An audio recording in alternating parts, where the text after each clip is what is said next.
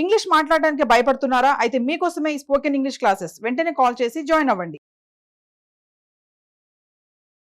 Hi viewers, India's largest digital media network Suman టీవీకి స్వాగతం. ప్రస్తుతం మనతో ఉన్నారు emotional wellness coach and motivational speaker హరిత గారు. హరిత గారి దగ్గర నుంచి బోల్డ్ అని విషయాలు, బోల్డ్ అనే టాపిక్స్తో మనం రెడీగా ఉన్నాం. ఆవిడ కూడా రెడీగా ఉన్నారు మాట్లాడడానికి. నమస్తే అండి. నమస్తే. నమస్తే రాధా. సో హరిత, మామూలుగా ఆడవాళ్ళకు రక్షణ లేదు, ఆడవాళ్ళకు రక్షణ లేదు అని అందరూ బాగా చెప్పుకుంటూ ఉంటాము. నిజంగా చెప్పాలంటే మగవాళ్ళకు కూడా రక్షణ లేదు.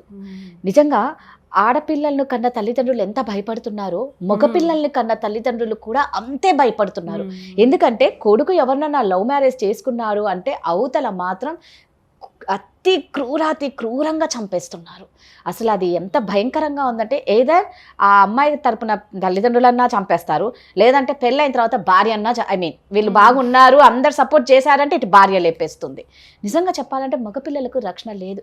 ఎవరినన్నా లవ్ చేస్తున్నారు అంటే ఆ తల్లికి, ఆ బిడ్డను కన్నా తల్లికి దడ ఉంటుంది చూడు, మామూలుగా ఉండట్లేదు. ఎందుకు ఇలా అయిపోతున్నారు? ఒకరిని చంపేటప్పుడు తప్పు చేసింది నీ బిడ్డను కొట్టుకో, ఆ అన్యం పుణ్యం ఎరగని ఆ అబ్బాయిని చంపేయడం ఎంతవరకు కరెక్ట్? ఇక్కడ అటాచ్మెంట్లో ఉంటారు రాధా.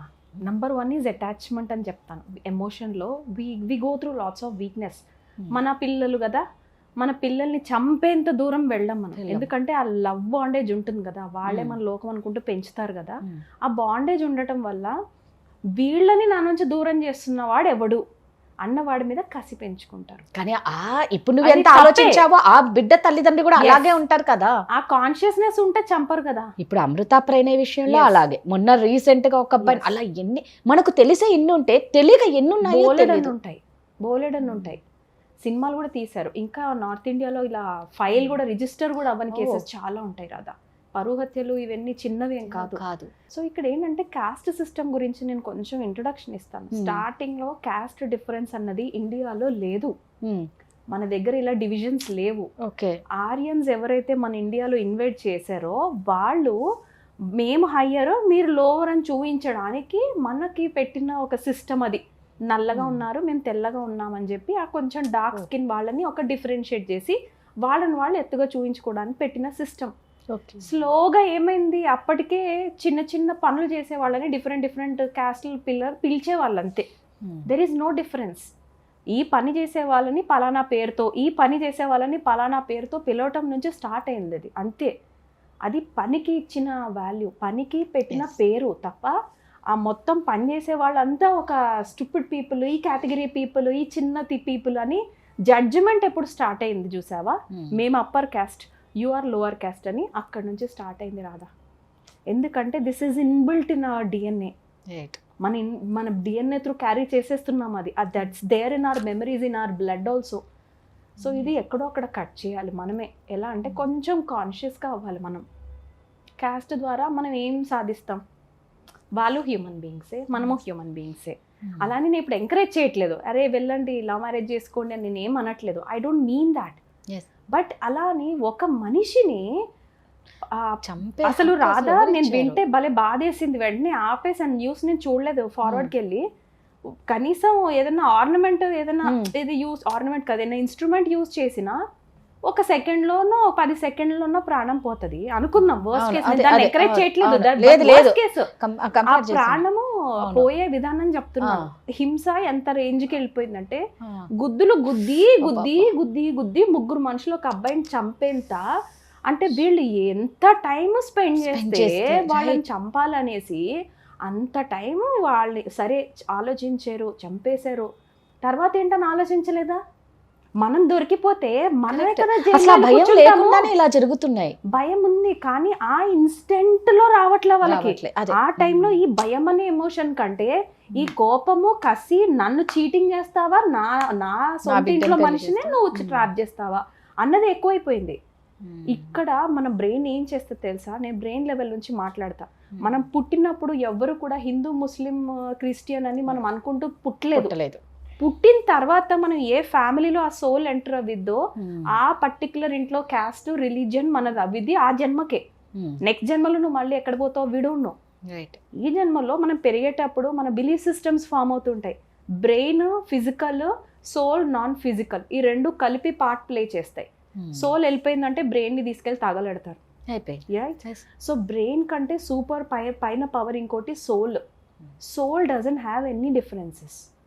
కానీ మనం ఈ బాడీలోకి ఎంటర్ అవ్వగానే ఈ పర్టికులర్, ఇప్పుడు నేను హిందూ ఫ్యామిలీలో పుట్టాను రాధా, బికాజ్ మనం కాళ భైరవ అంటాము, సో కుక్కని చంపము, రైట్? నా బిలీఫ్ సిస్టమ్స్లో ఏమొచ్చింది, కృష్ణుడు ఉంటాడు, రాముడు ఉంటాడు, పూజలు చేయాలి, పలానా ప్రసాదాలు పెట్టాలి అనే ఇన్ఫర్మేషన్ నుంచి మనం ఆపరేట్ చేస్తాం. మన belief systems not to kill an animal, గోమాత, మాత అంటాం. సో ఎవ్రీ యానిమల్ ని మనం రెస్పెక్ట్ ఇస్తాం. Suppose imagine I'm Born in to a different religion, eating that might be నేను కంపల్సరీ అవ్వచ్చు బికాస్ నేను అది చదువుతున్నాను గ్రంథం, రైట్? సో ఇక్కడ బిలీఫ్ సిస్టమ్స్లోకి వెళ్ళి అక్కడ కులం ఎంత డ్యామేజ్ చేస్తుంది తెలుసా? నేను చూసాను ఒకరిని, నువ్వు పో బయటికి అన్నారు ఒకరు.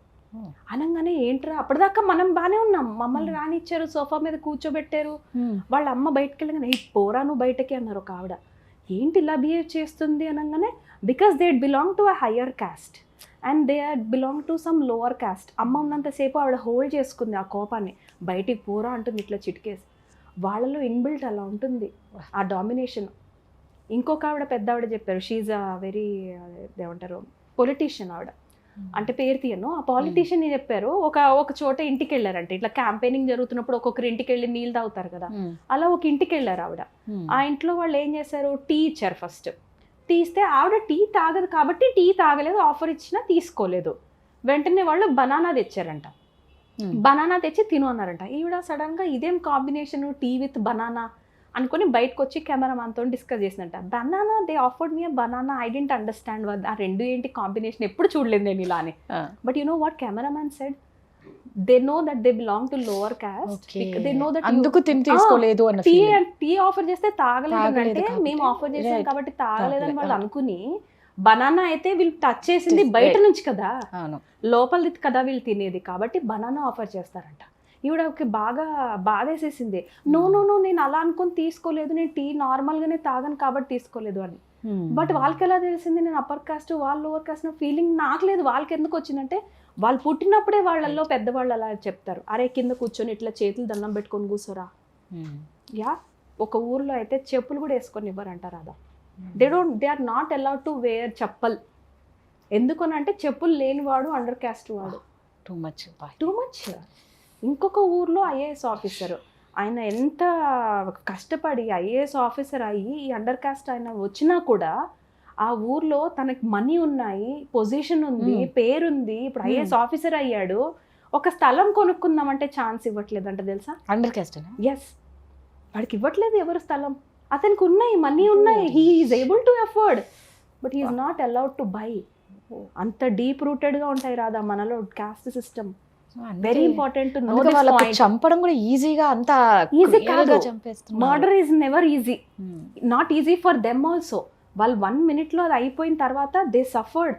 ఇప్పుడు ఎలా క్రిమేట్ చేయాలి బాడీని, ఎలా హైడ్ చేయాలి మర్డర్ని, పట్టుకొని ఊరంతా తిరిగారు ఓవర్ నైట్ గా. ఈజీ అంటే మనిషిని చంపాలన్న మనసు రావాలి కదా, అంతలా వాళ్ళు స్పెండ్ చేస్తున్నారు, ఎమోషన్స్ నెగటివిటీ వైపు వెళ్ళిపోతున్నాయి. అరే వాళ్ళు మైనర్స్ కాదు, majors. when they have decided their life to be like that. నాకు తెలిసిన వాళ్ళలో అప్పర్ కాస్ట్ వాళ్ళు లోవర్ కాస్ట్ అమ్మాయి వెళ్ళి ఒక అబ్బాయిని పెళ్లి చేసుకుంది, పేరెంట్స్కి ఇష్టం లేదు, దే డెంట్ యాక్సెప్ట్, కానీ వాళ్ళు ఏం చంపలేదు రాదా, దే అలౌడ్. ఏంటంటే సరే ఇంకా నువ్వు మా కనెక్షన్లో ఉండొద్దు, మా ఫ్యామిలీలోకి ఇంకా నువ్వు ఏ ఫంక్షన్స్లోకి నువ్వు అలౌడ్ కాదు, వదిలేశారు, అయిపోయింది. ఓ బెటర్ థా, చాలా ఓ బెటర్, అట్లీస్ట్ ఆ అమ్మాయి decision she will take care. అలా ఉండాలి. దిస్ ఇస్ టూ హారిబుల్ కదా. వాళ్ళపైన డిపెండెన్స్, ఒక మనిషి ఎలా చంపుతారు రాదా, అంత క్రూయాలిటీ ఎక్కడి నుంచి వస్తుంది కదా. మనిషి చంపగలిగేంత క్రూయాలిటీ ఎలా? పోనీ మీరు ఏమైనా సాధించారా?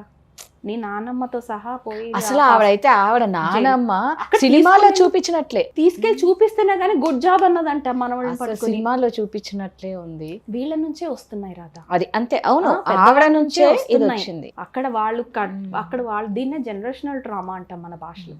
వాళ్ళు కానీ చేంజ్ అయిపోయారు అనుకో, లేదు పోని వాళ్ళు కాదు, ఈ జనరేషన్ లో అయినా ఎవరైనా ఒక్కరు మారినా కూడా ఆ సిస్టమ్ ని చేంజ్ చేయగలిగేంత పవర్ మనలో ఉంది. ఇంకో దారుణం ఏంటంటే భార్యలు చంపడం, అది ఇంకా టూ మచ్లే. ఇప్పుడు భర్తని భార్యని ఒక ఆర్గ్యుమెంట్ వస్తే డీల్ చేయలేక నచ్చకపోతే అది విడిపోతే ఇంకొక అయిపోతుంది. లెవెల్కి వెళ్ళి ఒకరినొకరు చంపుకునేంతలాగా ఎలా ఎలా వెళ్తున్నాయి? వెళ్తున్నాయో వేర్ ఆర్ దే సీయింగ్? మనం ఇంకో వీడియో చేద్దాం దీని చేద్దాం, మీద. ఖచ్చితంగా. ఎందుకంటే what they are seeing is Yeah. What they are becoming. ఖచ్చితంగా పొద్దున సాయంత్రం దాకా ఎన్ని వెబ్ సిరీస్ చూస్తున్నారు, అది కూడా క్రైమ్ రిలేటెడ్. నిజంగా మారాలి. నిజంగా చెప్తున్నాను కదా, ఆడపిల్లలకు కాదు రక్షణ లేదు అనేది ఎంత నిజమో, అబ్బాయిలకు కూడా అంతే రక్షణ లేదు. అసలు అందరూ మారాలి, అందరికీ రక్షణ ఉండాలి, అందరూ హ్యాపీగా ఉండాలి. Thank you. Thank you Radha.